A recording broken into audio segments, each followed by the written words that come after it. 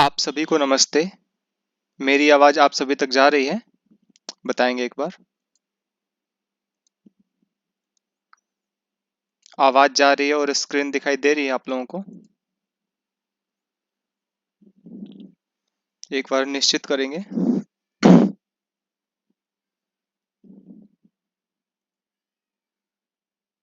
Hello. ठीक है जी। चलिए, सुरेंद्र जी आप भी शायद आप भोजन कर रहे होंगे। चलिए, तो हम लोग संधि प्रकरण में आगे चलते हैं। हमने दो तीन संधियां पढ़ी थी। एक तो इको यणची वाली संधि हमने पढ़ी, और एक अयादी संधि पढ़ी, एचो यवा यावह वाली, और एक आद गुणा की संधि हमने पढ़ी थी।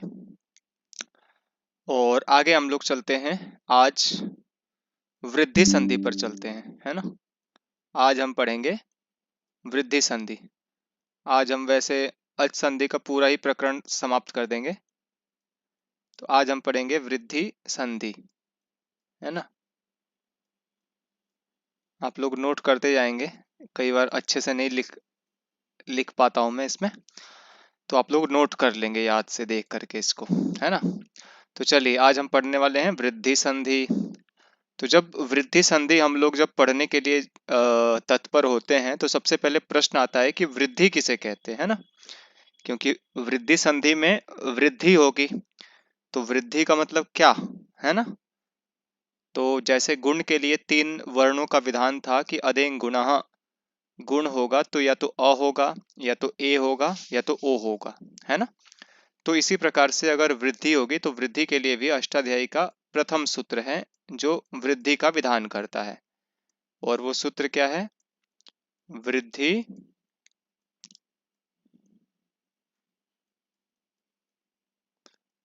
रादैच। तो ये अष्टाध्यायी का प्रथम अध्याय का प्रथम सूत्र है, वृद्धि रादैच। तो इसमें क्या है? एक तो पद है वृद्धि ही, है ना, और दूसरा क्या है? आदैच। आदैच, ठीक है। आदैच में भी दो भाग इसको कर देंगे। एक होता है आत, और एक होता है ऐच, ठीक है। आत का मतलब क्या लेंगे? केवल आ, है ना। आत का मतलब आ। जैसे अधेंग में अथ का मतलब क्या था? अ। इसी प्रकार से यहाँ पे आत का मतलब क्या हम लोग लेंगे? आ, ठीक है। आत का मतलब हो जाएगा आ, और ऐच का मतलब हो जाएगा, ऐच का मतलब होगा ऐ और औ,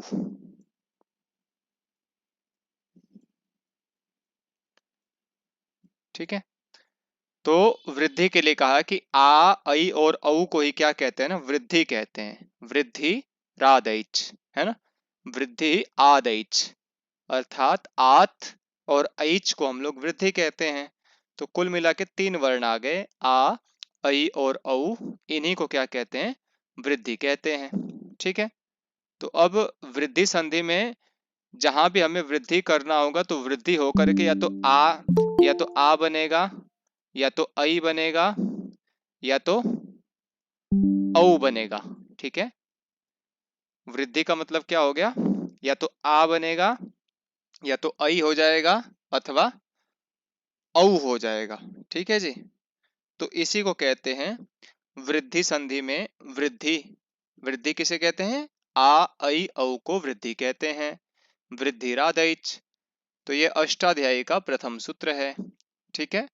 तो अब आते हैं वृद्धि संधि के मुख्य सूत्र पर। ये तो वृद्धि को बता रहा था कि वृद्धि किसे कहते हैं, है ना। तो वृद्धि किसे कहते हैं? आ, ऐ और औ को वृद्धि कहते हैं। आप सभी लोग समय से उपस्थित हो जाए कीजिए कक्षा में, है ना। अगर क्लास लेनी ही है, पढ़ना ही है, तो फिर लेट क्यों करना, है ना। और आप लोग कितने मिनट लेट हैं? 4-5 मिनट भी आप लोग लेट नहीं हैं। 8:36 हो रहा है, और लगभग 15 मिनट पहले मैंने, मतलब अभी तक 8:25 पे लगभग मैंने लिंक भेज दिया था, है ना। तो समय से आ जाएगी जब पढ़ाई करनी है तो। चलिए, तो अब वृद्धि संधि का सूत्र है एक, वो वृद्धि संधि किस किस प्रकार से होती है उसको बताता है। तो वो सूत्र कौन सा है? वृद्धि रेची।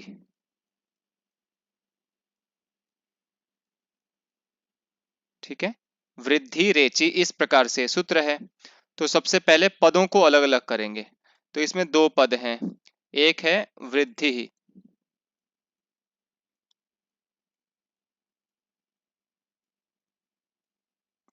एक है वृद्धि और दूसरा पद क्या है? एची। एची में क्या है? वृद्धि में क्या है?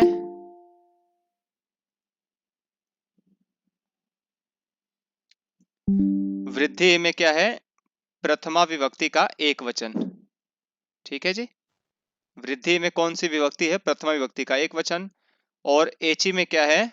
सप्तमी विभक्ति का एक वचन। ठीक है, एची में क्या है? सप्तमी विभक्ति का एक वचन है। ठीक है, ध्यान रखेंगे। अब इसमें क्या है? वृद्धि संधि हो रही है इसमें। ठीक है, तो अब इसका अर्थ आप सभी निकाल सकते हैं, क्योंकि मैंने आप सभी को बताया था कि कौन सी विभक्ति होगी तो क्या अर्थ निकल करके आता है। तो वृद्धि में प्रथमा विभक्ति का एक वचन है। ठीक है, चलिए वृषभ जी आप बताइए, वृद्धि शब्द में प्रथमा विभक्ति का एक वचन है तो इसका क्या अर्थ निकल करके आएगा?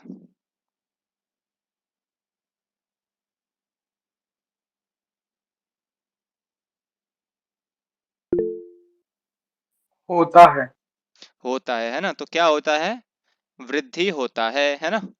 वृद्धि होती है। ठीक है, वृद्धि होती है, ये अर्थ निकल करके आएगा। चलिए बहुत सुंदर। आगे एची में सप्तमी विभक्ति का एक एक वचन है, तो वंदना जी आप बताएंगे। एची में सप्तमी विभक्ति का एक वचन है, तो सप्तमी विभक्ति किस अर्थ को प्रकट करती है? परे रहते। तो क्या अर्थ हो जाएगा यहाँ पर? वृद्धि होती है एची परे रहते। एच के परे रहते, है ना? वृद्धि होती है एच के परे रहते। ठीक है जी। अब आगे इसी प्रकार से क्या है ना, इस वाले जो ये सूत्र है ना वृद्धि रेची, तो इसमें क्या हो रहा है? आद गुणा का जो आत था ना, वही इसमें इसका अर्थ निकल करके आ रहा है। ठीक है, आद गुणा से ही अगला सूत्र क्या है? वृद्धि रेची। तो अब क्या अर्थ हो जाएगा? सबसे पहले तो आत, आत का मतलब क्या था? पंचमी विभक्ति का एक वचन। मतलब आत का मतलब क्या हो गया? अ या आ के बाद। ठीक है, आत का मतलब क्या हो गया? अ का ही पंचमी विभक्ति में आत बनता है, तो अ कर लीजिए अथवा आ कर लीजिए। ठीक है, अ अथवा आ। ठीक है, तो अ या आ के बाद क्या परे है? एच परे है। ठीक है, एच में कौन कौन से वर्ण आते हैं? सुरेंद्र जी आप बताइए, एच में कौन कौन से वर्ण आते हैं? है। ए ओ आई औ। है ना, ए ओ आई औ। ठीक है, तो क्या स्थिति होगी हमारी? सबसे पहले आएगा अ या आ, है ना? सबसे पहले क्या आएगा? अ या आ, उसका योग होगा किससे? एच से। ए ओ आई, ठीक है जी, और औ। इसको आप लोग नोट कर लेंगे। अब माउस से टाइप कर रहा हूं ना, इसलिए स्पष्ट नहीं दिख रहा होगा वर्ण। और एक तरफ हो गया अ या आ, दूसरी तरफ हो गया ए ओ आई औ, और वृद्धि होकर के क्या हो जाएगा? या तो आ होगा अथवा आई होगा अथवा औ होगा। ठीक है जी, या तो आ होगा या तो आई होगा अथवा औ, ये हो जाएगा वृद्धि होकर के। तो यही ये सूत्र कहता है वृद्धि रेची, अर्थात वृद्धि हो जाती है एच परे रहने पर। प्रश्न आता है किसके परे होने पर? तो अवर्ण के। तो इसमें अ वर्ण से अ या आ दोनों का ग्रहण हो जाएगा। तो अ या आ प्लस एच बराबर वृद्धि। ठीक है जी। तो अब क्या करेंगे, अब आप सभी देख सकते हैं ए ओ ऐ औ ये वर्ण है। ठीक है। तो अगर कहीं ए से वृद्धि हो रही होगी ना, अ या आ जमा ए होगा अथवा ऐ होगा, तो उसको तो क्या हो जाएगी, वृद्धि होकर के ऐ हो जाएगा, है ना, क्योंकि ये दोनों से ये ऐ वाला जो है ये भाग मिल रहा है। अथवा ओ या औ के साथ में अगर अ या आ की संधि होगी तो वृद्धि होकर के क्या बन जाएगा, औ, है ना। और आ वाले एग्जाम्पल को हम लोग आगे देखेंगे। आ के उदाहरण काफी कम ही होते हैं, इसलिए आ का एक भी उदाहरण इसमें दिया नहीं है। ठीक है जी। तो हम लोग ऐ और औ का ही उदाहरण अब इसमें देखते हैं। अब आप सभी को मैं फिर से एक बार ये पूरा प्रकरण समझाता हूँ। ठीक है। कुछ लोग विलंब से भी आए हैं कक्षा में, तो आप लोगों का रिवीजन हो जाएगा। तो हमने क्या क्या पढ़ा, सबसे पहले आज हम पढ़ने जा रहे हैं वृद्धि संधि। ठीक है। वृद्धि संधि हम लोग पढ़ने जा रहे हैं। तो इसमें हम लोग क्या पढ़ने वाले हैं, हम लोगों को सबसे पहले ये जानना है कि वृद्धि कहते किसको हैं। ठीक है। गुण संधि हम लोग पढ़ रहे थे, तो हमने जाना कि गुण किसे कहते हैं, तो सूत्र आया एक निकल करके, अदेंग गुणः, अर्थात अत एंग, अ ए ओ को गुण कहते हैं। तो अब वृद्धि संधि पढ़ने जा रहे हैं, तो हमें पता होना चाहिए ना वृद्धि किसे कहते हैं। तो वृद्धि की परिभाषा देते हैं महर्षि पाणिनि जी अपने प्रथम सूत्र में ही, अष्टाध्यायी के प्रथम सूत्र में ही वृद्धि की परिभाषा देते हैं। तो वृद्धि की परिभाषा उन्होंने क्या दी, वृद्धि रादैच, अर्थात आत और ऐच को वृद्धि कहते हैं। आत का मतलब होता है आ, ऐच का मतलब होता है ऐ और औ। तो अर्थ क्या हो गया कि आ ऐ औ को वृद्धि कहते हैं। अब आगे आते हैं हम लोग वृद्धि संधि के सूत्र पर। तो वृद्धि संधि का सूत्र है, कौन सा सूत्र है, वृद्धि रेची। ठीक है जी। वृद्धि संधि का सूत्र कौन सा है, वृद्धि रेची। इसमें दो पद हैं, एक है वृद्धि ही, वृद्धि में क्या है, प्रथमा विभक्ति का एक वचन है, इसीलिए इसका अर्थ क्या हो जाएगा, वृद्धि हो जाती है। ठीक है। अब आगे किस स्थिति में होती है, एची। एची में क्या है, सप्तमी विभक्ति का एक वचन है, इसका मतलब क्या हो गया कि एच परे रहने पर। अब आगे हमारे दिमाग में प्रश्न आता है कि किसके परे एच होगा तब वृद्धि होगी, है ना। एच तो पर में हो गया, तो पूर्व में भी तो कुछ होना चाहिए ना। तो आद गुण का जो आत है उसी की अनुवृत्ति आ रही है इस सूत्र में। तो अब हमारे सामने सारी स्थिति कंप्लीट हो गई। आत में क्या था, पंचमी विभक्ति का एक वचन, तो उसका मतलब क्या हो जाता है, के बाद में। तो मतलब अ या आ के बाद में अगर एच हो तो उसी को वृद्धि हो जाती है। अब एच के अंदर कौन कौन से वर्ण आते हैं, तो चार वर्ण आते हैं, ए ओ ऐ और औ। ठीक है जी। अब अ या आ जमा एच बराबर वृद्धि होगी, वृद्धि होकर के तीन वर्ण बनेंगे केवल, या तो आ बनेगा या तो ऐ बनेगा या तो औ बनेगा। ठीक है। इतना हमने प्रकरण देख लिया, है ना। आगे चलते हैं। अब हम लोग, आप लोगों को स्क्रीन दिखाई दे रही होगी। ठीक है। एक बार मैं भी थोड़ा सा इसमें एंट्री करता हूँ, मैं भी देखूं स्क्रीन दिखती कैसी है, क्योंकि अभी तक मुझे नहीं पता है कि फोन में स्क्रीन दिखती कैसे है। तो 1 मिनट का समय देंगे आप सभी मुझे। और आप सभी को आवाज आ रही है ना, एक बार बताइए आप सभी, कोई समस्या तो नहीं है किसी को भी, आवाज वगैरह में स्क्रीन वगैरह आप लोगों को दिखाई दे रहा है।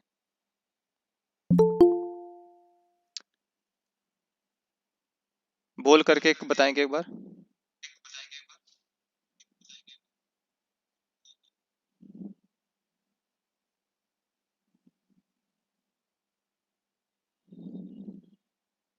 जी आ रहे हैं आवाज। जी चलिए। हाँ मैंने भी ज्वाइन कर लिया है, अब मैं देखूंगा कैसे कैसे दिखता है इसमें स्क्रीन में, क्योंकि मैं देख नहीं पाता हूँ ना आप लोगों को दिखता कैसे कैसे, साथ साथ में ही दिखता है अथवा कुछ समय के बाद में दिखता है। चलिए अब हम लोग चलते हैं उदाहरणों के ऊपर। अब आप सभी को ध्यान पूर्वक समझना है क्योंकि अब आपसे मैं अभ्यास कराऊंगा, ठीक है। और अब हम लोग चलते हैं उदाहरणों के ऊपर। तो वृद्धि संधि का एक उदाहरण है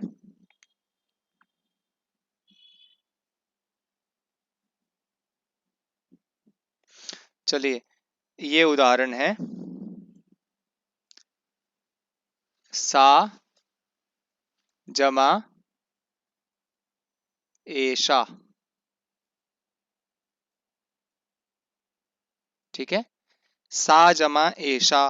तो सबसे पहले हम लोग देखेंगे कि संधि की स्थिति बन रही है कि नहीं बन रही है ना।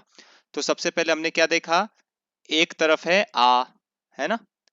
तो हमारी एक शर्त हमारी पूरी हो गई क्योंकि अ या आ होना चाहिए एक तरफ, प्रथम। और दूसरी तरफ क्या है, ए है।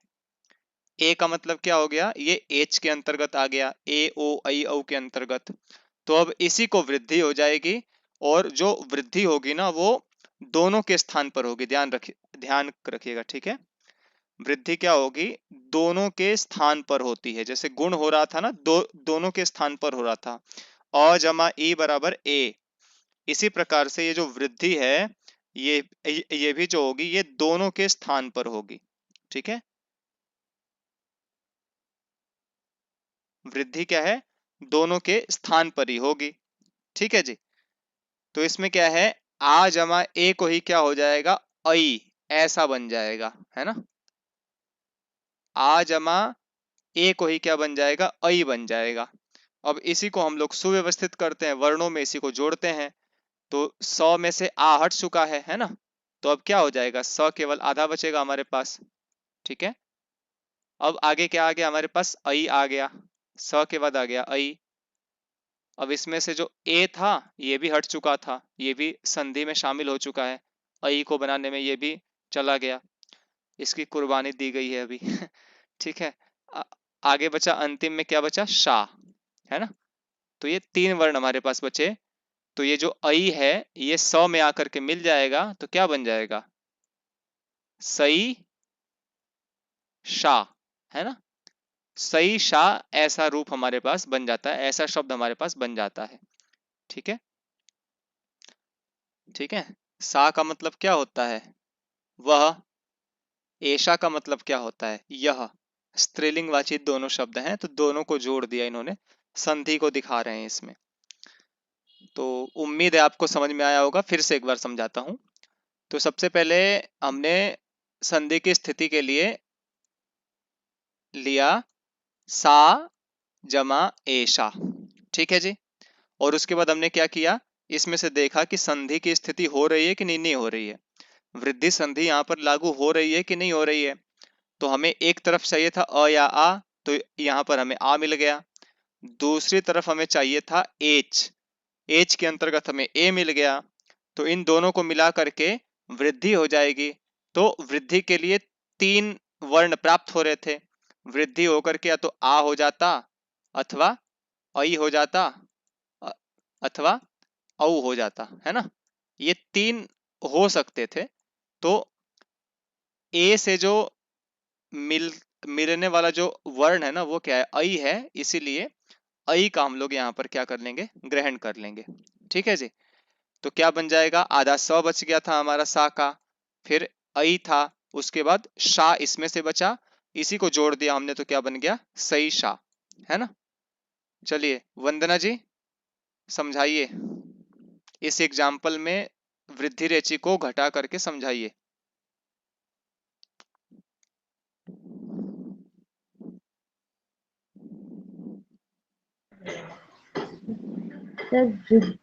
वृद्धि रेचि सूत्र कहता है कि वृद्धि थोड़ा सा होती तेज है बोलिए एक अच्छे से के परे रहते हैं। जी। किसके परे रहती है, तो आप अर्थात अ या आ के परे।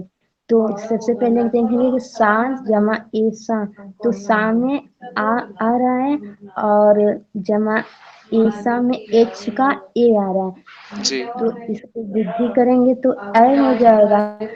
तो जी स बचेगा और जमा ए जमा सा बराबर सईसा। बहुत सुंदर। चलिए, अभी मैंने स्क्रीन को देखा, अभी काफी अच्छे से दिखाई दे रहा है स्क्रीन, है ना? आप लोगों को भी उसमें जूम भी कर सकते हैं आप लोग, और साथ साथ में ही दिखाई दे रही है स्क्रीन, तो अच्छा है, आप लोगों को समस्या नहीं हो रही है। तो वंदना जी ने देखिए बहुत अच्छे से समझाया, और मुझे खुशी है कि आप लोग गहराई से समझ पा रहे हैं और समझा भी पा रहे हैं, है ना? तो आगे के लिए भी आप सभी तैयार रहेंगे। आगे मैं दूसरा वाला उदाहरण आप सभी को समझाऊंगा और आप में से किसी से पूछूंगा, इसलिए आप सभी ध्यानपूर्वक समझेंगे, और बहुत आसान है ना? जब हम सूत्रों को खोल खोल करके पढ़ते हैं ना, तो चीजें बहुत आसान हो जाती हैं। तो मैं कोशिश कर रहा हूँ, बाकी फिर भी कहीं आप लोगों को शंका हो तो आप सभी पूछ सकते हैं, ठीक है जी? चलिए अब एक और उदाहरण हम लोग लेते हैं, ओ वाला एक उदाहरण हम लोग लेते हैं। तो ओ के लिए एक उदाहरण हो गया, जल जमा ओ घ। चलिए सुरेंद्र जी, अब आप इस उदाहरण को बना करके बताइए। जी आप गुरुदेव। आप बताते जाइए और मैं इसमें लिखता जाऊंगा, ठीक है? इस संधि को घटाइए और मैं इसमें लिखता जाऊंगा, बताइए, चलिए।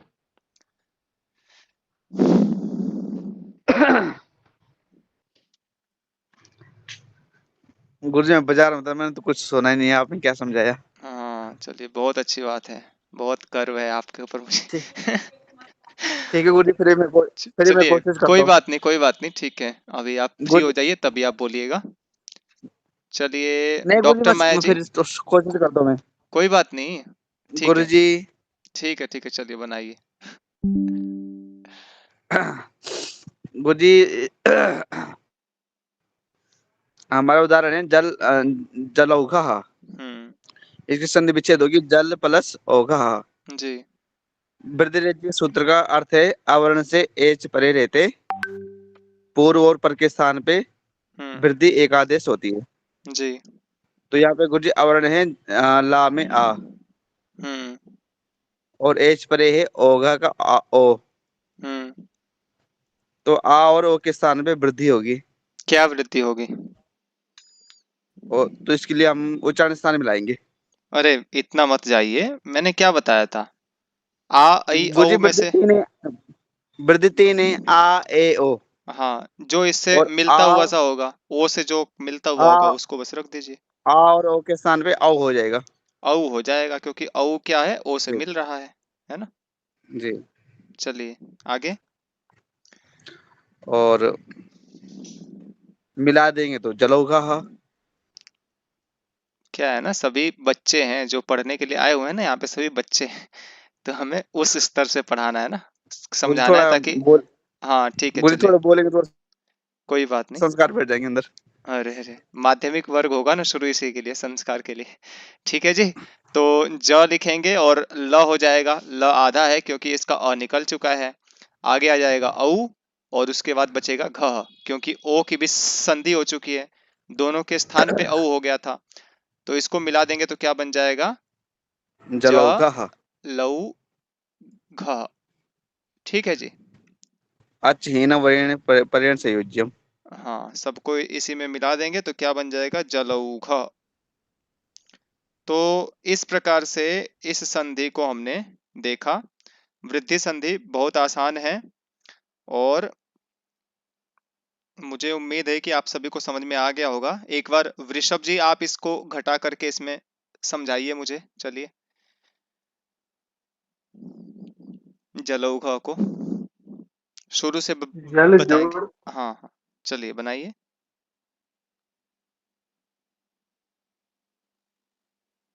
बोलिए। वृद्धि रेचि का।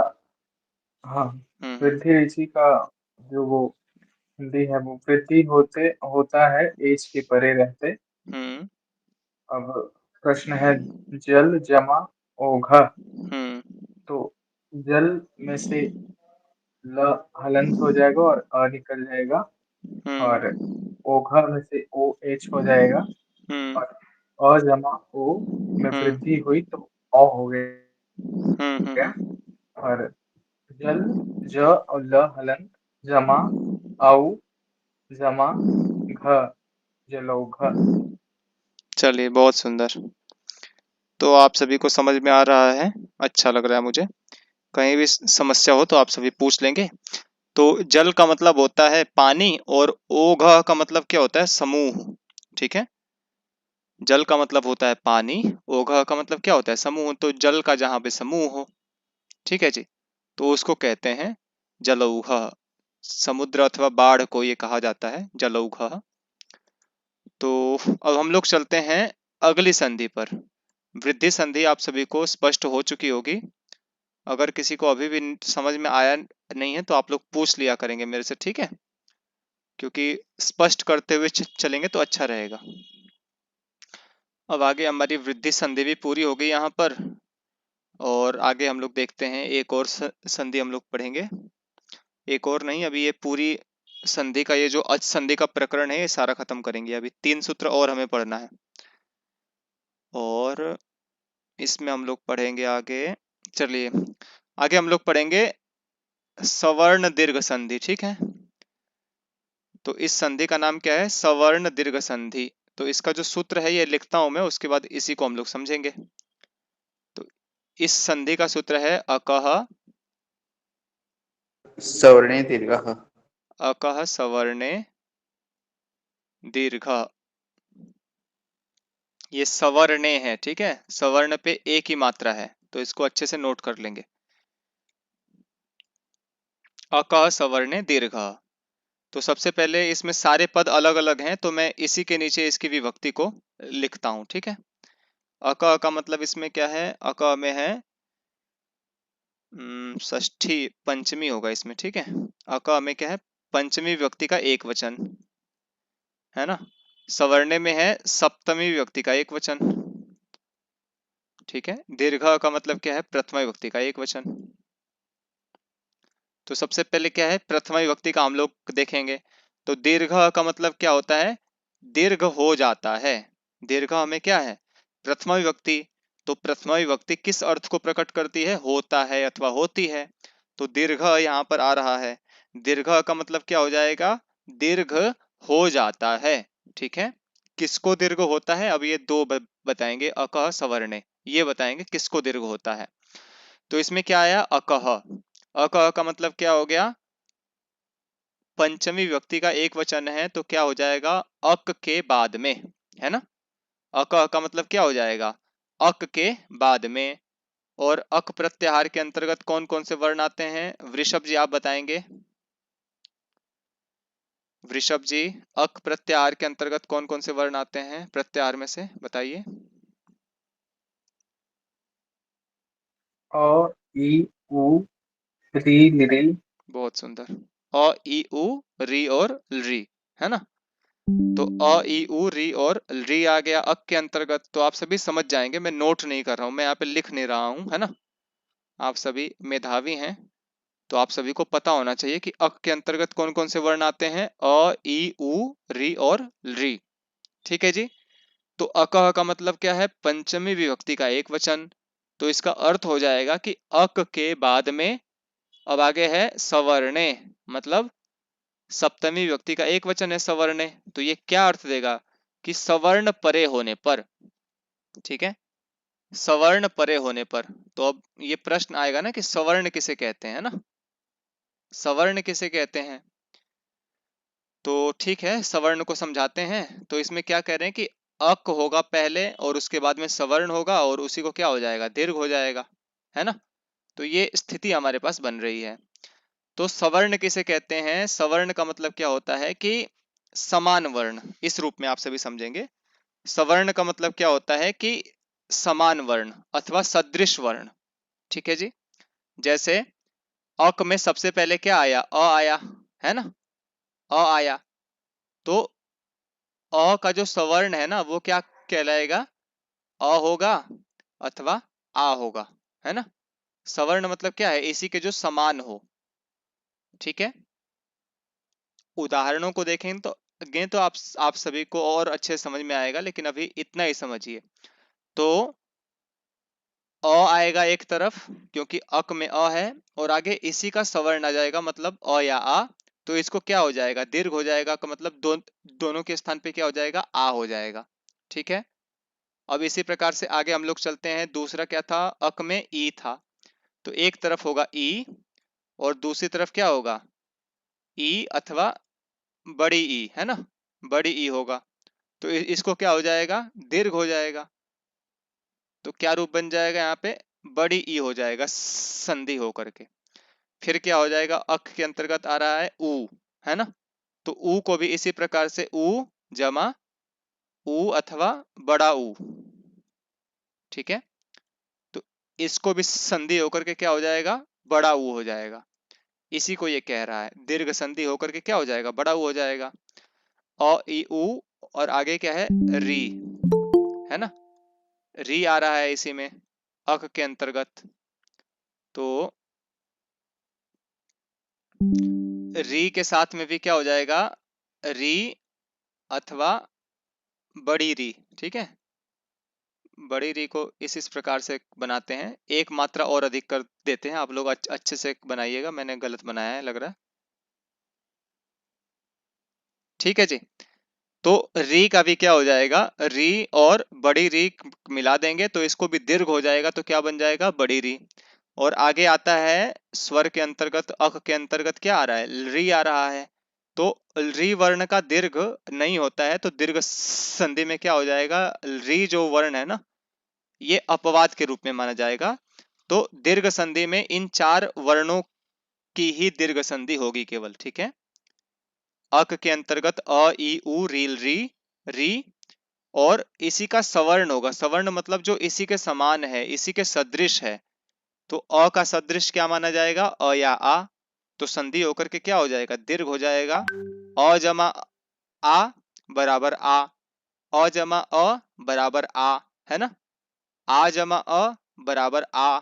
ठीक है, आगे पीछे भी हो सकते हैं लेकिन संधि होकर के क्या बनेगा, आ।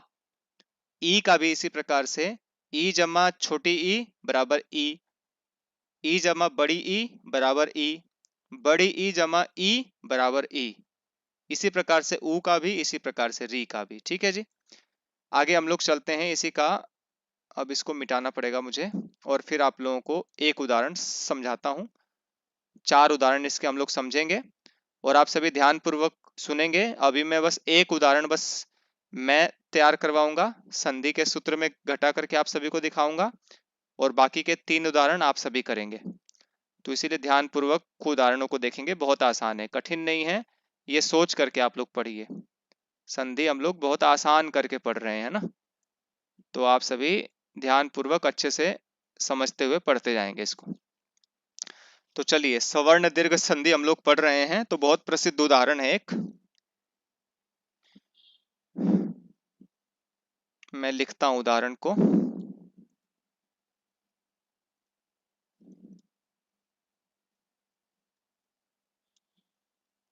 हिम जमा आलयः,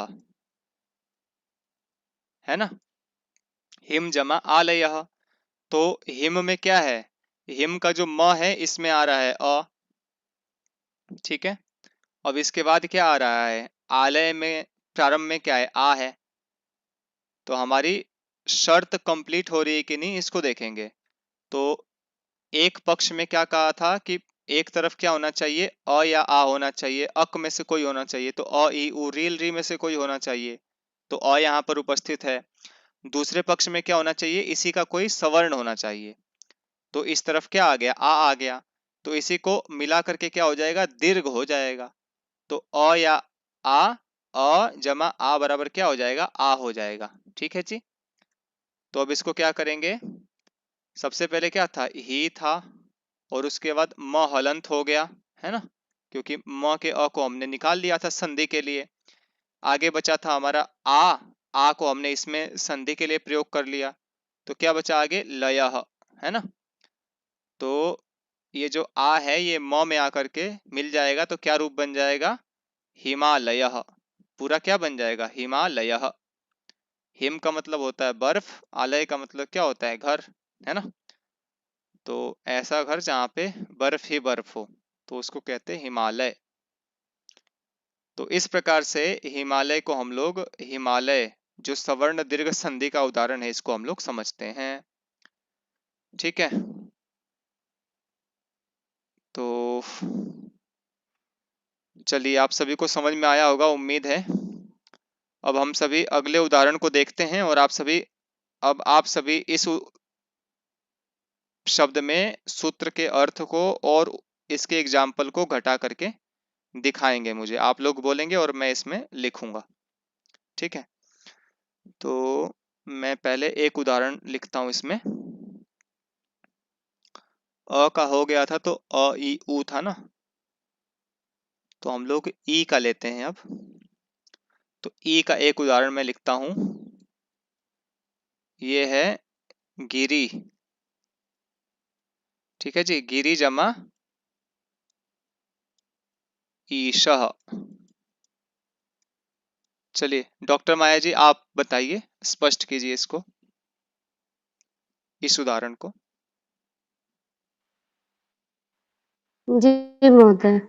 जी गिरिधर ईशा में अकः सवर्णे दीर्घ सूत्र को लेते हुए जी बताएंगे कि अक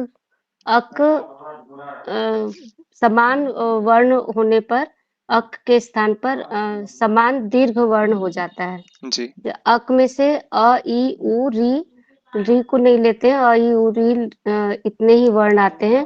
जी और बाद में अगर कोई समान वर्ण है, उसी के सदृश लघु या दीर्घ, ह्रस्व या दीर्घ कोई भी वर्ण होगा तो दोनों के स्थान पर दीर्घ हो जाएगा। जी जैसे गिरी में र है, र पर ह्रस्व ई लिखा हुआ है, जी ई की मात्रा है, और बाद में दीर्घ ई है, ईशा में ई है। तो जी ह्रस्व ई और दीर्घ ई ये दोनों समान वर्ण हैं, इनके स्थान पर दीर्घ ई एक आदेश हो जाएगा, तो जी गिरीशः बनेगा इस प्रकार। ठीक है जी, बहुत सुंदर। गिरीशः इस प्रकार से रूप बन जाएगा। आगे चलते हैं अगले उदाहरण पर, उकारांत के उदाहरण पर। तो इसमें अक में क्या आ रहा था, अ ई उ और री, है ना। तो अ और ई का हमने देख लिया, अब आगे हम लोग देखेंगे उ का। तो उ के लिए भी बहुत आसान उदाहरण है आप सभी के लिए। भानु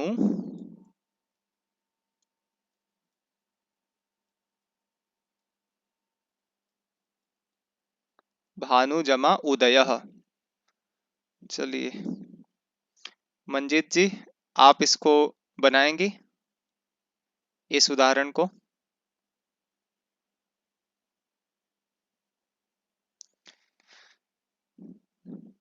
चलिए आगे चलते हैं, कौन बनाएगा इस उदाहरण को। वंदना जी आप बनाइए, चलिए।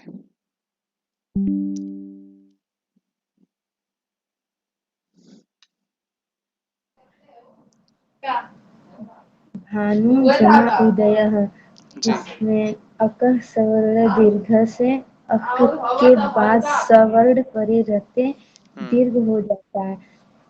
तो भानु में ह्रस्व उ है और उदय में ह्रस्व उ, तो इसका दीर्घ हो जाएगा दीर्घ उ। जी भानु में भान जमा उ जी आगे, जमा दयः, बहुत सुंदर। क्या बन जाएगा पूरा, भानुदय दयः। भानुदयः। चलिए बहुत सुंदर, समझ में आ रहा है आप सभी को, अच्छा लग रहा है मुझे। एक और उदाहरण देखते हैं। वृषभ जी आप तैयार करेंगे इस उदाहरण के लिए। रिकार वाला एक उदाहरण है और इसके बाद हम लोग अगली संधि पर चलेंगे और इसके बाद बस 2 सूत्र हमें और पढ़ना है और ये स्वर संधि हमारी पूरी हो जाएगी आज, है ना। तो 1 मिनट, उदाहरण में देखता हूं पहले। चलिए बहुत आसान सा उदाहरण है।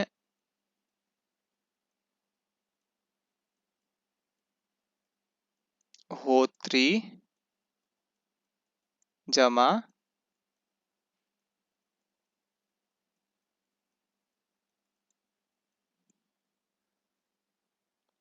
ऋकारः, होत्री जमा ऋकारः। चलिए वृषभ जी।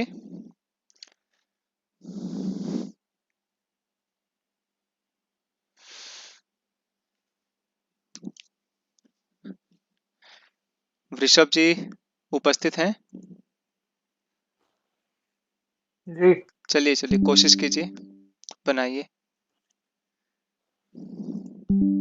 होत्री जमा ऋकारः।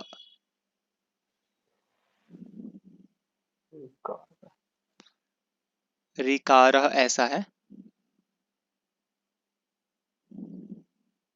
चलिए बताइए, संधि कीजिए अ सवर्ण दीर्घ वाली, कैसे कैसे करेंगे इसमें? के बाद स्वर्ण रहते जी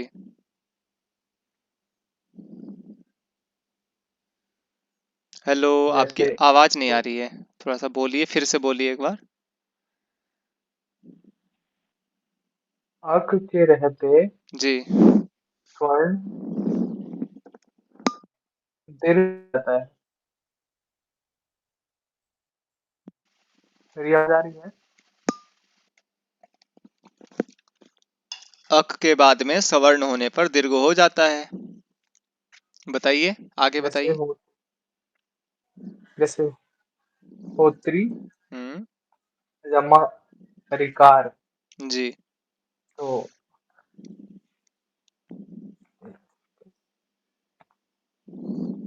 होत्री में र है। री है, री। हाँ हाँ, री है। जी और स्वर्ण का जो ये री है जी। वो मिलके बड़ी री बन जाता है। चलिए बहुत सुंदर। तो हो और त हलन जी। जमा हम्म बड़ी री हम्म कार, तो कारः। कारः, क्या तो बन जाएगा? होत्रिकार। हाँ, होत्रीकारः, है ना? होत्रीकारः ऐसा, ठीक है। चलिए बहुत सुंदर, बहुत अच्छा आप सभी ने बनाया। आगे हम लोग चलते हैं अपनी अगली संधि पर। और अगली संधि कौन सी है, एक बार मुझे देखना पड़ेगा। एक बार मैं मिटा दूं इसे, फिर आप सभी को समझाता हूं। आगे दो संधियां हैं, बहुत आसान आसान संधियां हैं, और इसी के साथ हमारा संधि प्रकरण पूरा हो जाएगा अच संधि का। मैं मिटा दूं इसको पहले, उसके बाद आगे बढ़ते हैं हम लोग। चलिए आप सभी समझ पा रहे हैं, मुझे ये देख करके अच्छा लग रहा है, क्योंकि आप लोगों को समझ में आना चाहिए। संधि का प्रकरण बड़ा अजीब है, बचपन से लेके अब तक नेट तक हम लोग संधि ही संधि पढ़ते चले जाते हैं।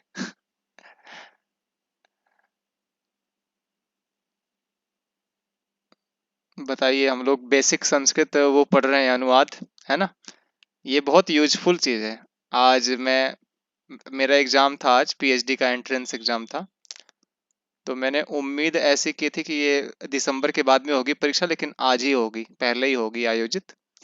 तो मैं फिर भी दे करके आया था एंट्रेंस एग्जाम। तो उसमें भी कारक प्रकरण का ही 4 सूत्र दे रखे थे और उनका मिलान करना था। और बहुत आसान आसान सूत्र थे, मतलब जो मैंने आप सभी को पढ़ाया हुआ है।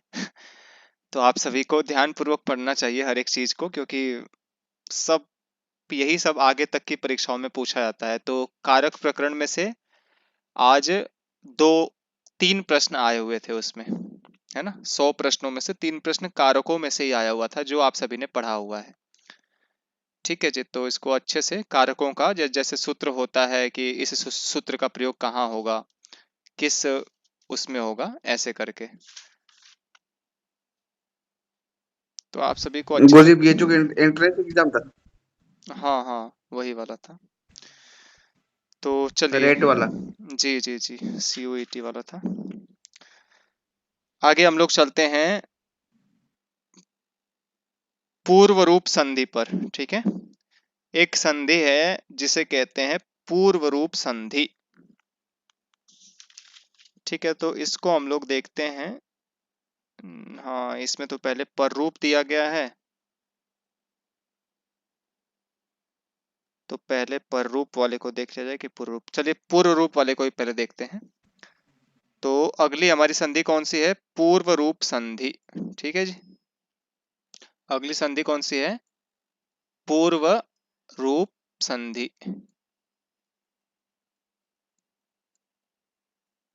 पूर्व रूप संधि। ठीक है, पूर्व रूप का मतलब क्या होता है कि इस संधि में क्या होता है ना, जैसे ये दो वर्ण होते हैं, जैसे एक मान लीजिए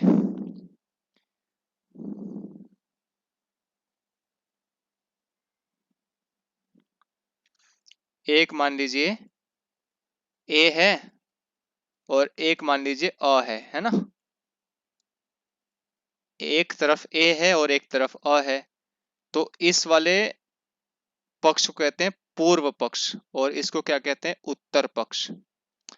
एक इसको कहते हैं पूर्व और इसको कहते हैं पर, ऐसा कहते हैं। ठीक है, संधि में पूर्व का मतलब क्या है? जो पहला वाला है।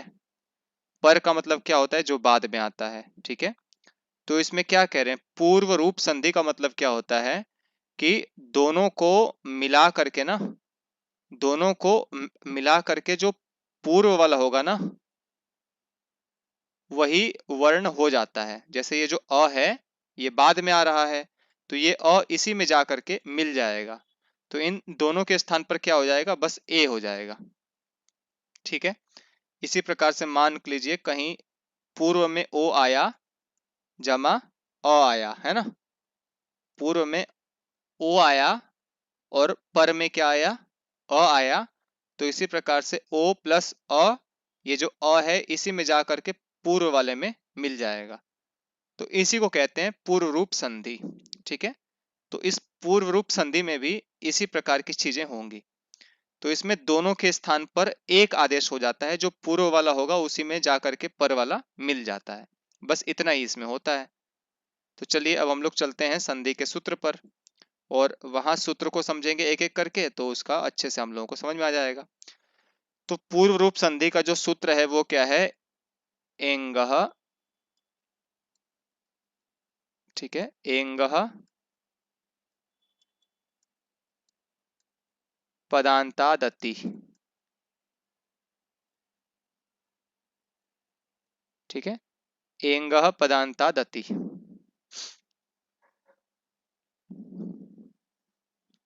ये इसमें क्या है? सूत्र है ना। तो एंगः का मतलब क्या है? इसमें एंगः है, एंगः चूंकि बाहर बाहर है तो इसको ऐसे समझते हैं। एंगः में क्या है? पंचमी विभक्ति का एक वचन। ठीक है जी, एंगः मतलब पंचमी विभक्ति का एक वचन, और पदांतात का मतलब क्या है? ये भी पंचमी विभक्ति का एक वचन। ठीक है, और इसमें क्या है? एक और पद है अति। अति में क्या है? सप्तमी विभक्ति का एक वचन। ठीक है, तो अब इसका अर्थ हमें निकालना है। तो अब हमें इसका अर्थ निकालना है। तो सबसे पहले तो क्या आ गया कि एंगः। एंगः मतलब एंग के बाद। एंग में कौन कौन से आ जाते हैं? ए, ओंग, है ना। तो एंग के अंतर्गत कौन कौन से वर्ण आ गए? ए और ओ। तो एंगः कहने से अर्थ क्या निकल करके आया कि ए और ओ के बाद में। तो अब संधि की स्थिति को हम लोग लिखने लगेंगे। तो एक पक्ष में क्या है? ए होगा अथवा ओ होगा। ठीक है, अब आगे क्या था? अति। अति का मतलब क्या होता है? अत हम लोगों ने कहा था अदेंग में, तो क्या अर्थ हम लोग ले रहे थे? अ। इसी प्रकार से वृद्धिरादेश में आत आया था ना, आत। तो आत का मतलब क्या कर रहे थे? केवल आ। इसी प्रकार से यहां भी क्या है? अति मतलब सप्तमी विभक्ति का रूप है अत शब्द का ही। तो जहां पर अ के बाद में त लग जाता है ना, तो वहां पर उसी वर्ण का ही केवल ग्रहण कराते हैं। तो अति का मतलब क्या हो गया कि अ परे रहने पर ये अर्थ आएगा, है ना। ठीक है जी, तो एक तरफ क्या है? ए या ओ हो और दूसरी तरफ क्या है? अ हो। तो इसमें क्या हो जाता है, पूर्व रूप संधि हो जाती है। ठीक है, पूर्व रूप संधि इसमें हो जाती है। ठीक है, पूर्व रूप का मतलब क्या होता है कि ये जो अ है ना, ये इसी ओ में अथवा ए में जा करके मिल जाता है ये। ठीक है, इसी को कहते हैं पूर्व रूप संधि। तो आप सभी को समझ में आया होगा इतना तक। एक बार फिर से मैं आप सभी को समझाता हूं इसमें। तो सूत्र क्या था, एंगह। एंगह का मतलब क्या है, एंग के बाद में। एंग का मतलब क्या हो गया, ए और ओ। तो इसके बाद में क्या होगा, अति। अति का मतलब क्या हो गया, अ होगा, तो इसी को पूर्व रूप संधि हो जाएगी। अब आगे इसमें एक और पद आया था, पदांतात। पदांतात का मतलब क्या होता है, एंग ऐसा होगा ना जो पदांत होगा। पदांत का मतलब क्या होगा, जिसके अंतिम में सुप, सुप जो प्रत्यय है ना, 21 प्रत्यय, या तो वे होंगे अथवा तिंग जो प्रत्यय होते हैं 18 वो होंगे, है ना। आप सभी ने पढ़ा था ना, सुप तिंगंतम पदम। तो इसी पदांत की बात कर रहे हैं कि ऐसा नहीं कि ए अथवा ओ अंत वाला कोई भी वर्ण आप इसमें से ले लेंगे, शब्दों को लेकर के उसकी संधि करने लग जाएंगे, ऐसा नहीं करना है। अपितु वो पदांत वर्ण होना चाहिए, ऐसा वर्ण जिसमें सुप अथवा तिंग प्रत्यय जुड़े हुए हों। ठीक है, तो इसको आप सभी को समझना है। तो ये स्थिति हो गई, एक तरफ ए अथवा ओ होगा और दूसरी तरफ अ होगा, उसी को पूर्व रूप संधि हो जाएगी, उसी को पूर्व वाला आदेश हो जाता है। अब हम समझते हैं एग्जाम्पल के अंतर्गत। ठीक है, उदाहरण से समझेंगे तो जल्दी समझ में आएगा हम सभी को। तो ये स्थिति है हमारी, हरे जमा अव। ठीक है जी, हरे जमा अव। तो अब देखेंगे कि पूर्व रूप संधि की स्थिति हमारी बन रही है कि नहीं बन रही है। तो सबसे पहले क्या कहा था कि एक तरफ होना चाहिए एंग। तो इसमें क्या मिल रहा है हमें, हरे के अंदर क्या है, ए है। ठीक है, और ये जो एंग है ना, ये पदांत होना चाहिए, मतलब इसमें सुप अथवा तिंग में से कोई ना कोई प्रत्यय होना चाहिए। तो हरे शब्द जो है ना, आप सभी ध्यान देंगे तो हरे शब्द जो है वो संबोधन में बनता है हरे, है ना। हे हरे, हे हरि, हे हरे यह। ठीक है, तो हरे शब्द क्या है, संबोधन में बनता है हरे। इसका मतलब क्या है, इसमें सुप प्रत्यय जुड़ा हुआ है। ठीक है जी, समझ गए। आगे क्या मिल रहा है हमें, अ मिल रहा है। ठीक है, तो एक तरफ एंग हो गया और एक तरफ अ हो गया। अब इसी को हमें क्या करना है, जो ये हमारा अ है इसी को जाकर के ए के अंदर मिला देना है। ठीक है, तो अब क्या बन जाएगा, रूप हमारा क्या बन जाएगा, वर्ण क्या बन जाएगा, पद क्या बन जाएगा। हर हो गया था और यहाँ पर क्या हो गया था, ए बचा था हमारा। ठीक है, और आगे एक व बचा हुआ है बस, क्योंकि अ भी क्या हुआ है, गायब हो चुका है। तो अब क्या बन गया, कुल मिलाकर के अंतिम में क्या बन गया, ए जो है ये र में आकर के मिल गया, तो बन गया हरे, और एक तरफ बच गया व, है ना। और पूर्व रूप संधि की ना एक विशेषता है कि इसमें ये जो अ है ना, इसमें ये जो अ है ये जा करके ए के अंतर्गत मिल जाता है, लेकिन फिर भी अ यहाँ पर पहले विद्यमान था, इस चीज को दिखाने के लिए यहाँ पर अवग्रह का प्रयोग कर देते हैं। ठीक है जी, इस स्थिति में क्या करते हैं, अवग्रह का प्रयोग कर देते हैं।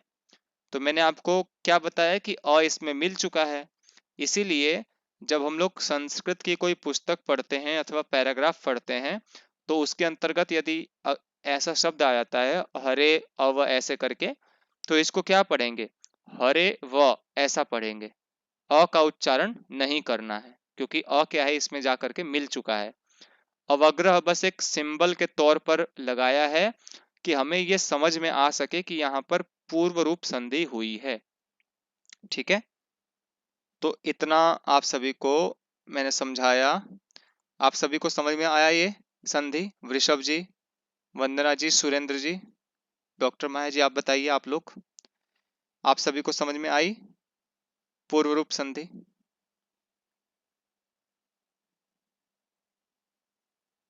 जी थोड़ा थोड़ा। वृषभ जी आप बताइए। थोड़ा सा तो टफ है और उसे।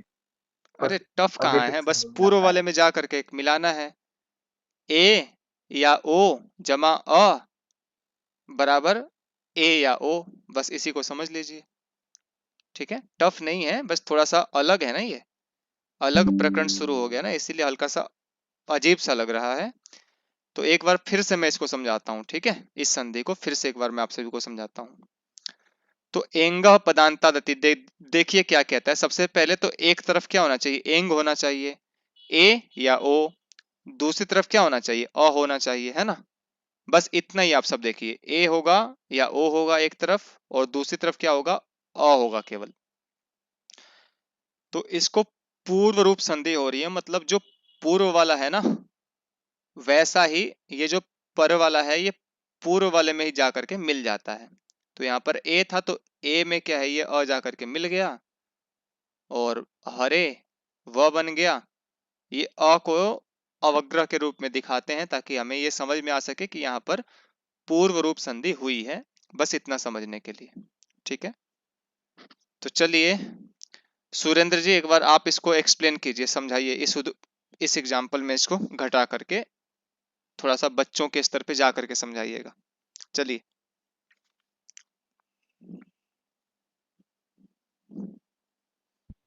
कौन सा उदाहरण गुरुजी? हरे अव।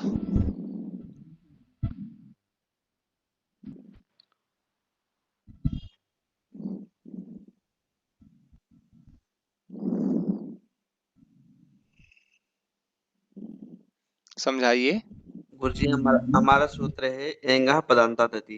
जी इस सूत्र का अर्थ है पदांत एंग से जी बोलिए आगे। हर्षाकार परे रहते जी पूर्व रूप होता है। जी अब हम सूत्र के अर्थ को उदाहरण के माध्यम से समझते हैं। जी हमारा उदाहरण है हरेव। जी इसकी संधि विच्छेद होगी हरे प्लस अब। जी यहाँ पे है पदांत एंग, रा जी में एक एम ए। पदांत उसे कहेंगे पद के अंत में।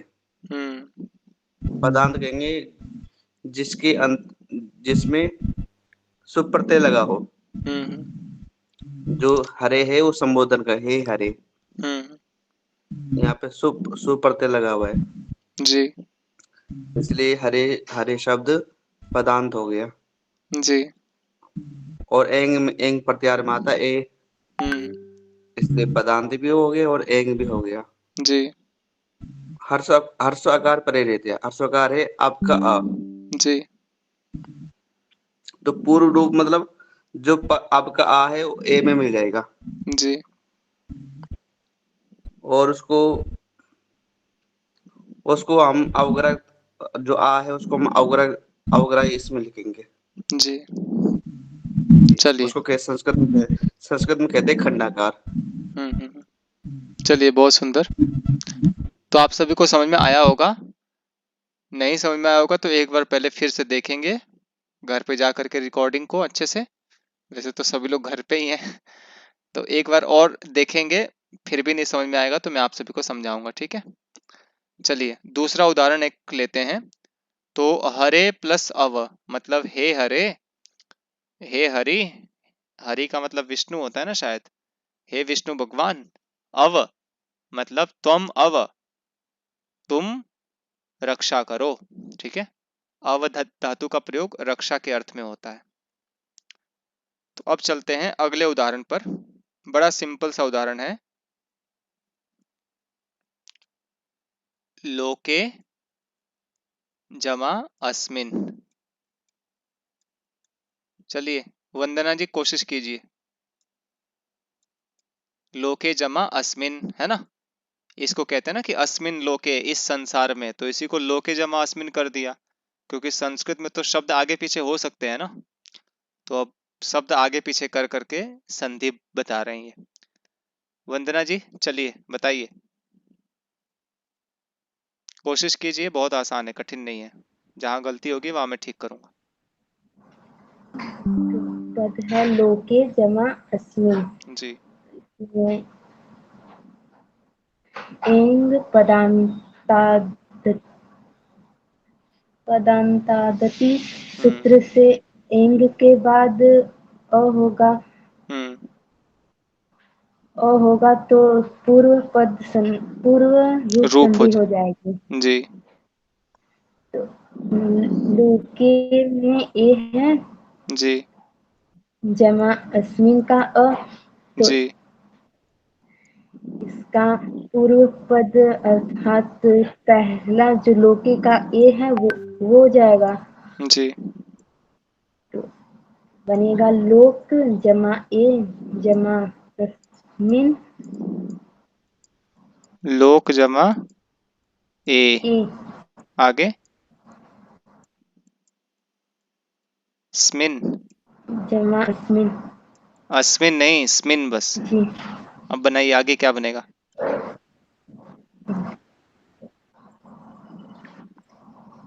क्या बनेगा बताइए। लोक क्या बनेगा पूरा मिला करके। लोके लोके लोके आगे और क्या लोकेस्मिन लोके लोकेस्मिन लोकेस्मिन। कुछ छूट रहा है ना इसमें। क्या छूटा बताइए। अब अनुग्रह अवग्रह अवग्रह बोल रहे थे ठीक है अवग्रह चिन्ह तो इसको भी लगा देना है ना। तो आप तो कह रही हैं कि आपको समझ में नहीं आ रहा है लेकिन आपने तो पूरा उदाहरण समझा दिया हमें बना दिया। ठीक है चलिए बहुत सुंदर कोशिश करेंगे तो आ जाएगा कुछ कठिन नहीं है इसमें। तो यहाँ पर लोके अस्मिन का भी आपने उदाहरण देखा। तो यहाँ पर ए था और आगे और था तो इसमें और जो था ये ए में आकर के मिल जाता है पूर्व वाले में। तो लोकेस्मिन ऐसा बन जाता है। एक और उदाहरण बस हम लोग देखेंगे और अगली संधि पर चलेंगे। संधियां कठिन नहीं है ना। इतना हम लोग खोल खोल करके पढ़ रहे हैं तो समझ में आ जाएगा। आप सभी बस कक्षा के बाद एक बार पाठ को देख लिया कीजिए कभी नहीं भूलेंगे जीवन में। एक और उदाहरण हम लोग देखते हैं अब ओ वाला एक उदाहरण देख लेते हैं।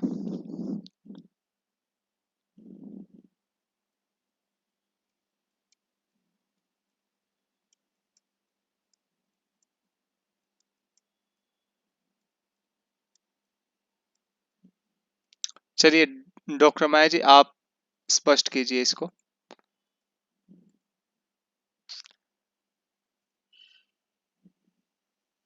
डॉक्टर माया जी आप इस उदाहरण को बनाएंगे। जी महोदय।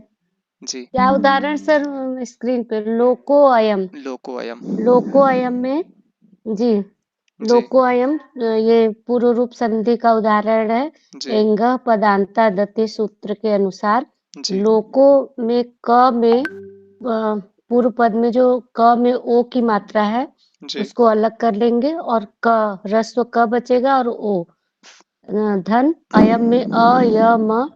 तो जब इसको जोड़ेंगे तो सूत्र के अनुसार एंग के बाद पदांत एंग के बाद अगर अ आता है अत जी में अ बचता है तो अ आता है तो वो पूर्व रूप ग्रहण कर लेता है अर्थात इन दोनों के स्थान पर अ का लोप हो जाएगा और ओ ही रहेगा। अ जी के स्थान पर अवग्रह का चिन्ह लग जाएगा तो जी इस तरह से लोको यम बन जाएगा। चलिए बहुत सुंदर लोको यम इस प्रकार से बन गया है ना।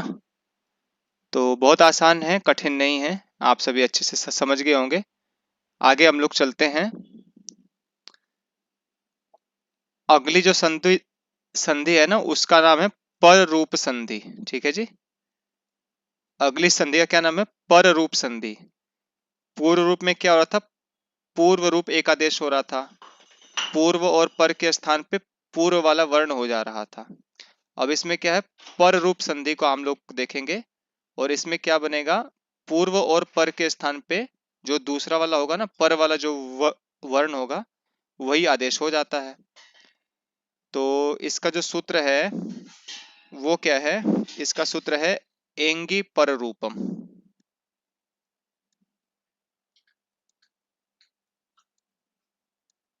आप लोग नोट करते जाएंगे इसको ठीक है। एंगी पर रूपम ये सूत्र है। तो इसमें हम लोग समझेंगे एक एक विभक्ति के अनुसार इसको।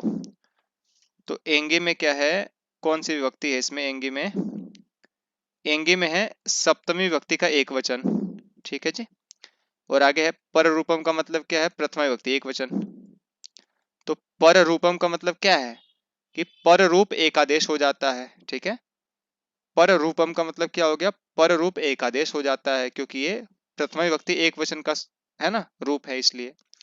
और एंगी में क्या है? सप्तमी विभक्ति का एक वचन है, मतलब एंग के परे होने पर, है ना, एंग परे होने पर, ठीक है। तो मतलब एंग यहाँ पर परे है। एंग में कौन कौन से आ जाएंगे? ए और ओ, है ना।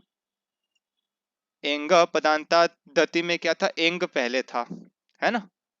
लेकिन इसमें क्या है? एंग बाद में आ रहा है, एंग पर में है। तो अब इसमें प्रश्न हमारे पास आएगा कि पूर्व में क्या है, क्योंकि सूत्र में तो बस इतना ही कहा है कि एंग के परे होने पर रूप एकादेश हो जाता है, लेकिन किसके परे होने पर? ठीक है, किसके परे होने पर? तो ये वाला सूत्र थोड़ा सा बड़ा हो जा रहा है, तो इसको भी ध्यान पूर्वक समझेंगे। इसमें ना, इसमें जो पूर्व पद में है ना, वो पीछे से अनुवृत्ति आ रही है, अवर्णांत उपसर्ग, है ना। पूर्व में क्या होना चाहिए? अवर्णांत उपसर्ग होना चाहिए।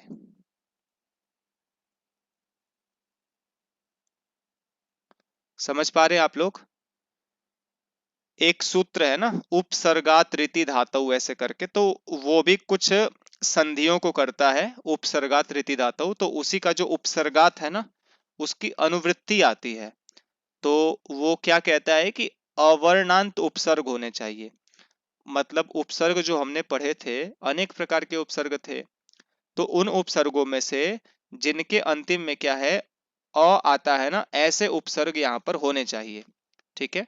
जैसे अगर 22 उपसर्ग में से हम लोग देखें कि कौन कौन से उपसर्ग ऐसे हैं जिनके अंतिम में अ आता है, तो मैं आप सभी को थोड़ा बहुत समझाता हूं। तो जैसे पहला उपसर्ग है प्र। प्र उपसर्ग में क्या है? अंतिम में अ आता है ना। हलंत प हलंत र जमा अ, तो ये क्या हो गया? अवर्णांत उपसर्ग हो गया, ठीक है। और आगे इसी प्रकार से दूसरा जो उपसर्ग है प्र परा। परा का मतलब क्या हो गया? इसमें आ रहा है, इसीलिए इसका ग्रहण नहीं करेंगे। आगे है प्रपरा के बाद अप। अप भी क्या है ना, अवर्णांत के अंतर्गत आता है ना। इसमें हलंत नहीं है, अप पूरा है। आगे सम। सम में हलंत है, इसलिए इसका ग्रहण नहीं करेंगे। इसी प्रकार से आगे एक उपसर्ग आता है अव, है ना। अव में भी क्या है? व पूरा है। इसी प्रकार से आगे अनेक उपसर्ग, ऐसे कुछ कुछ और उपसर्ग भी आते हैं। उप एक उपसर्ग है, वो भी आता है ना। उप एक उपसर्ग है, वो भी आता है। तो इस प्रकार से ऐसे उपसर्ग होने चाहिए पूर्व वाले पक्ष में जिनके अंतिम में अ आता हो। तो अवर्णांत उपसर्ग पहले होना चाहिए, और बाद में क्या होना चाहिए? पर के स्थान पर क्या कहा? एंगी, है ना। एंगी का मतलब क्या हो गया? एंग होना चाहिए। लेकिन ये जो एंग है ना, ये भी विशेष प्रकार का एंग है। एंग का मतलब ऐसा नहीं है कि किसी भी एंग को आप लोग यहाँ पर रख देंगे। तो यहाँ पर एंग ऐसा होना चाहिए जो धातु वाला एंग हो, ठीक है, धातु वाला एंग हो। उपसर्गात रीति धातु, ये सूत्र था ना इससे पहले वाला। तो उपसर्गात की भी अनुवृत्ति आ रही है और धातु की भी अनुवृत्ति आ रही है ना। तो एंगी धातु, ऐसा अर्थ यहाँ पर हम लोग ग्रहण करेंगे। तो एंग कैसा होना चाहिए? धातु वाला। धातु का मतलब क्या है? जैसे भू धातु है ना, तो ये भ से शुरू हो रही है। इसी प्रकार से अद धातु होती है ना, अद, तो इसके प्रारंभ में क्या है? अ है। इसी प्रकार से एंग आदौ धातु, धातु मतलब ऐसी धातु जिसके प्रारंभ में या तो ए होना चाहिए या तो ओ होना चाहिए, ठीक है। तो ए या ओ से प्रारंभ होने वाली धातु पर में होने चाहिए। तो इसको क्या होता है? पर रूप एकादेश हो जाता है। मतलब इधर अ था और दूसरी तरफ क्या आ रहा है? ए अथवा ओ, है ना। तो इसको ये जो अ है ना, ये जा करके इसी में मिल जाएगा, ठीक है। यही ये सूत्र कह रहा है, एंगी पर रूपम, मतलब अवर्णांत उपसर्ग के बाद में यदि एंग से शुरू होने वाली धातु होगी तो उसको पर रूप एक आदेश हो जाता है। अब एक उदाहरण देखते हैं, इसमें समझते हैं, सारा आपको खेल समझ में आ जाएगा। ये सूत्र थोड़ा सा कठिन था, अजीबोगरीब था, इसलिए मैंने इसको सबसे अंतिम में लिया था। आप सभी को एक उदाहरण से सारा समझ में आ जाएगा, तो इसीलिए परेशान नहीं होंगे कि ये क्या हो रहा है। और कक्षा को देखेंगे, कक्षा समाप्त हो जाने के बाद रिकॉर्डिंग डाल दूंगा मैं, 1-2 घंटे, 3-4 घंटे में पहुंच जाएगी रात तक, या कल सुबह तक भी आप लोगों को मिल जाएगी, तो उसको देख लेंगे। अब मैं आप सभी को एक उदाहरण में इस पूरी प्रक्रिया को समझाता हूँ, तो इसमें तो है ही नहीं। गुरुजी प्रयोजते। प्रेजते, ठीक है जी।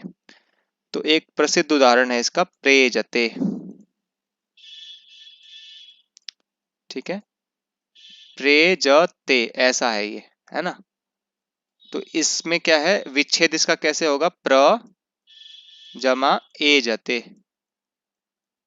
तो सबसे पहले हम लोग देखेंगे कि इस सूत्र की शर्तें इसमें घट रही हैं कि नहीं घट रही हैं। तो सबसे पहले क्या कहा था कि अवर्णांत उपसर्ग होना चाहिए, तो ये उपसर्ग है ना, प्र उपसर्ग होता है। आगे ए जते, मतलब ये धातु का रूप है, एजरी कंपने धातु का रूप है। एजते का मतलब क्या होता है, कंपन करता है, ठीक है।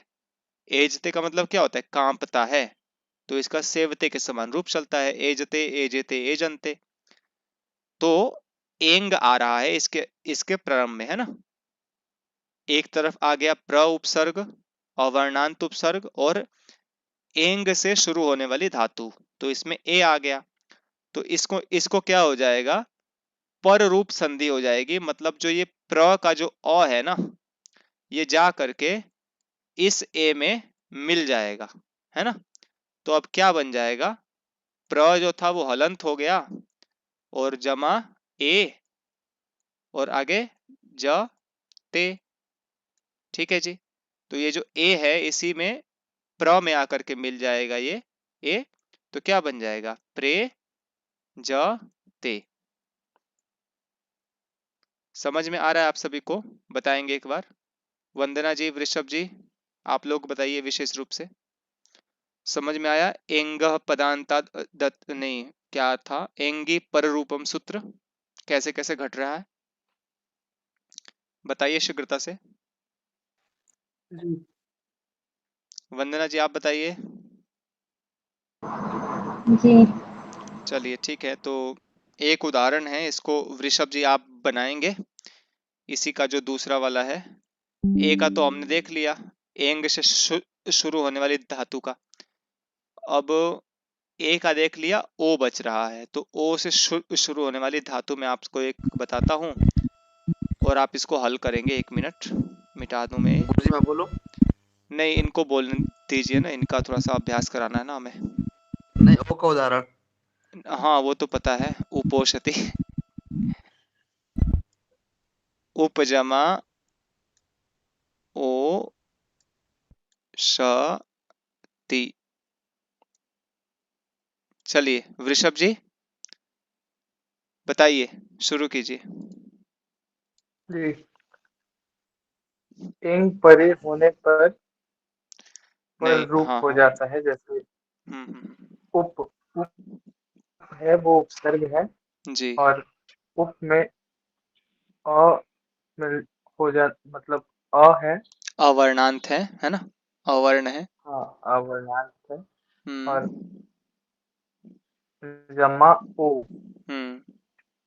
ओ क्या है, जमा क्षति ओ एंग के एंग अंतर्गत है है। ना। और जी धातु का भी है ना, धातु का भी एंग है, ओषति धातु है, ठीक है, जी जी ठीक है। तो ये अ जो है हम्म वो ओ के साथ जाके मिल जाएगा। साथ नहीं, ओ में मिल जाएगा, में मिल जाएगा, हाँ। ठीक है। ओ में मिल जाएगा तो ओ हो जाएगा। क्या बन जाएगा फिर तो पूरा, उप हम्म हलन हम्म जमा हम्म ओ हम्म जमा उपशति। तो वो जो है वो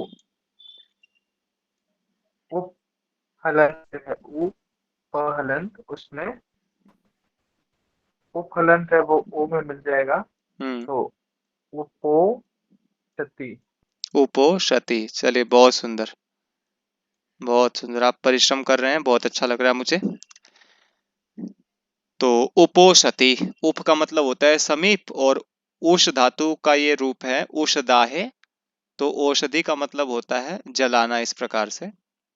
तो समीप में कुछ जलाना, इस प्रकार का भाव है इसका, उपोषति, ऐसा समीप में कुछ जलाता है, ऐसा। ठीक है जी, तो ये पररूप संधि भी हमारी कंप्लीट हो गई, और यहाँ हमारा क्या है ना, संधि प्रकरण में जो अच संधि वाला जो भाग था वो समाप्त हो जाता है। और बहुत गहराई में हम लोग गए नहीं हैं, लेकिन सरलता से हम सभी ने समझने का प्रयास किया है। तो मुझे उम्मीद है कि आप सभी को ये संधि समझ में आई होगी, और इसको अच्छे से आप लोग देख करके आइएगा, देख करके कंप्लीट कीजिएगा।